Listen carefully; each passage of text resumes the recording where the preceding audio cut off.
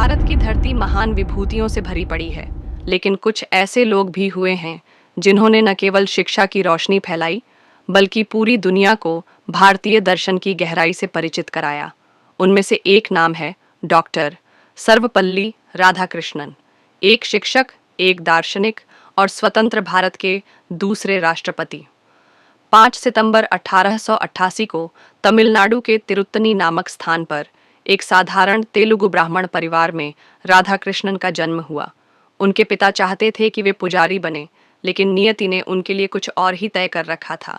उन्होंने शिक्षा का मार्ग चुना और अपनी मेहनत से दर्शन शास्त्र के महान विद्वान बने। राधाकृष्णन ने मद्रास क्रिश्चियन कॉलेज से दर्शन शास्त्र में एमए किया। बहुत कम उम्र में ही उन्होंने अपनी गहरी सोच और लेखनी से सबका ध्यान खींच लिया। उनके लेख और शोध पत्र पढ़कर लोग हैरान रह जाते थे कि इतनी छोटी उम्र का युवा इतनी गहरी समझ कैसे रख सकता है। शिक्षण के क्षेत्र में उनका करियर मैसूर विश्वविद्यालय से शुरू हुआ। फिर वे कलकत्ता और बनारस हिंदू विश्वविद्यालय जैसे बड़े संस्थानों में अध्यापन करने लगे। उनके व्याख्यान केवल पाठ्यक्रम तक सीमित नहीं रहते थे, वे जीवन, समाज और संस्कृति की गहराई तक जाते थे। विद्यार्थी कहते थे कि जब वे कक्षा में बोलते थे तो ऐसा लगता था जैसे किताबें खुद बोल रही हों।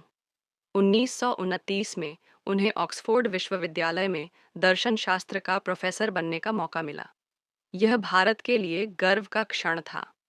वहां उन्होंने पश्चिमी दुनिया को बताया कि भारतीय दर्शन केवल धार्मिक ग्रंथों तक सीमित नहीं है, बल्कि यह जीवन जीने की गहरी कला है।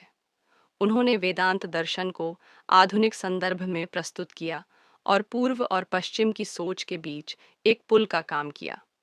उनकी लोकप्रियता और विद्वता ने उन्हें अंतर्राष्ट्रीय मंच पर भी पहुंचाया। वे यूनेस्को में भारत का प्रतिनिधित्व करने लगे और सोवियत संघ में भारत के पहले राजदूत बने। आजाद भारत की संविधान सभा में भी उन्होंने सक्रिय योगदान दिया। 1952 में उन्हें भारत का पहला उपराष्ट्रपति चुना गया। यह उनके लिए अप्रत्याशित था, लेकिन उनकी विद्वता और स्वभाव ने उन्हें इस पद का योग्य बना दिया।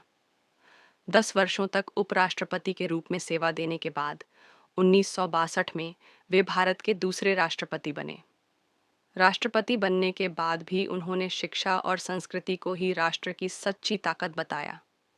राधाकृष्णन केवल नेता या शिक्षक ही नहीं, बल्कि एक महान लेखक भी थे। उनकी कृतियां the Hindu view of life, an idealist view of life और द प्रिंसिपल उपनिषद्स आज भी दर्शन शास्त्र की दुनिया में मील का पत्थर मानी जाती है।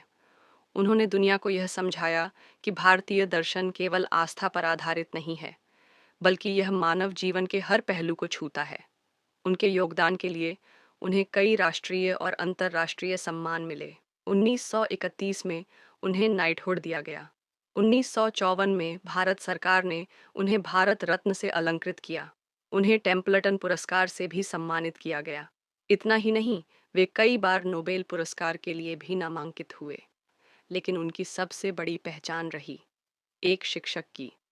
जब उनके छात्र और मित्र उनके जन्मदिन को मनाना चाहते थे, तो उन्होंने बड़े विनम्र स्वर में कहा, मेरे जन्मदिन को विशेष रूप से मत मनाओ। अगर मुझे सम्मान देना है तो इसे शिक्षक दिवस के रूप में मनाओ। और तभी से 5 सितंबर को भारत में शिक्षक दिवस मनाया जाने लगा। यह दिन आज भी हमें याद दिलाता है कि एक शिक्षक समाज की नींव होता है। डॉ राधाकृष्णन ने अपने जीवन से यह साबित किया कि शिक्षा केवल डिग्री या नौकरी पाने का साधन नहीं है, बल्कि यह मनुष्य के विचारों और आत्मा को ऊंचा उठाने का सबसे बड़ा साधन है। उनका जीवन हमें यह संदेश देता है कि सच्चा शिक्षक वही है जो हमें केवल किताबें नहीं पढ़ाता, बल्कि हमारे भीतर सीखने की जिज्ञासा जगाता है।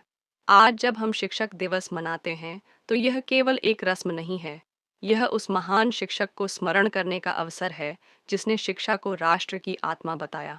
डॉ सर्वपल्ली राधाकृष्णन का जीवन हमें हमेशा प्रेरणा देता रहेगा।